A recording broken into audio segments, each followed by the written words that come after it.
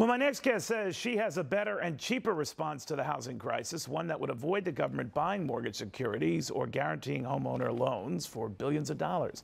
Connie DeGroot is a realtor, a licensed broker for Coldwell Banker in Beverly Hills. She wants to eliminate all capital gains taxes on homes purchased within the next 12 months.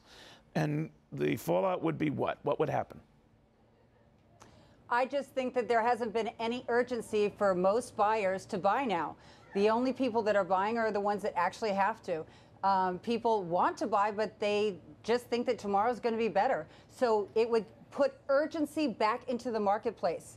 For a short period of time, people could buy properties under $1 million, and they could hold on to those properties for as long as they want. And when they go to sell it, that they would have no capital gains. All right, now, but don't they have that now? I mean, you have up to $500,000 or something like that, that if you sell your home, that's protected from capital gains?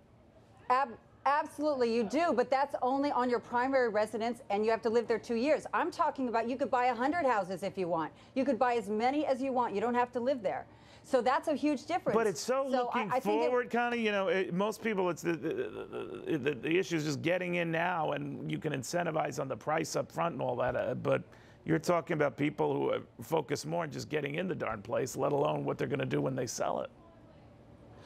Not really. You know, in my open houses, I have repeat visitors all the time. They say, this is my house. I love this house. I want to buy this house.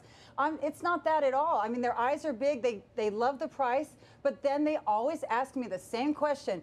Connie, what do you think is going to happen next year? Do you think the market's going to go down? But aren't you encouraging the same type of casino-type behavior that got us in this pickle? In other words, people flipping homes based on either the price they see appreciating, or in this case now, a capital gains gift that they don't have to worry about.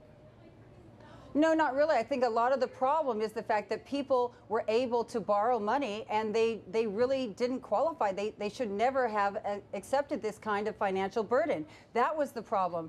I think there's nothing wrong with a free market. And if people want to buy multiple properties, they sure have been doing it before. They've done it forever. I know a lot of people that own multiple homes that have lots of tenants and buildings and everything. So I don't think more of the same is a bad thing. I think that people that cannot afford to borrow and then take on a mortgage and go into debt, I think that's a bad thing. So I'm glad that that's no more. But I don't think people who buy second or third homes or other properties, well, yes, there's clearly the incentive to buy something you hope will appreciate. A lot of times it's a vacation property or it's an additional vacation property, and they're not really even thinking about the tax implications, right? Well, yeah, true, but because think about it, Connie, I mean, when we had the boom in real estate, we also had the limit on how much in mortgage interest you could write off. I think it was $1 million worth of, the value of the home. That could go across 2 homes, I believe. So you had a lot of pre-baked in incentives, and that was fine for people when we had the boom. Now you're trying to throw in another incentive to get them back to the boom. I don't know if that's going to do it.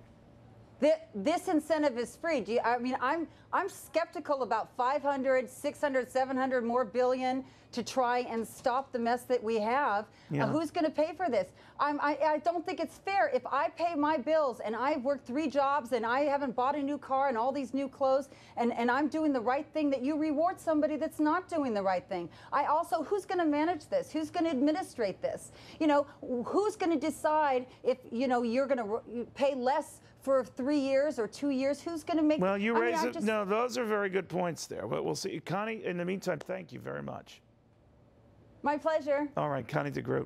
Well, ExxonMobil, meanwhile, made nearly $15 billion last quarter. A lot of dough, but perhaps the high water point in profit, since oil prices have been collapsing since. Here's what has not: the company's taxes. The oil giant pays an effective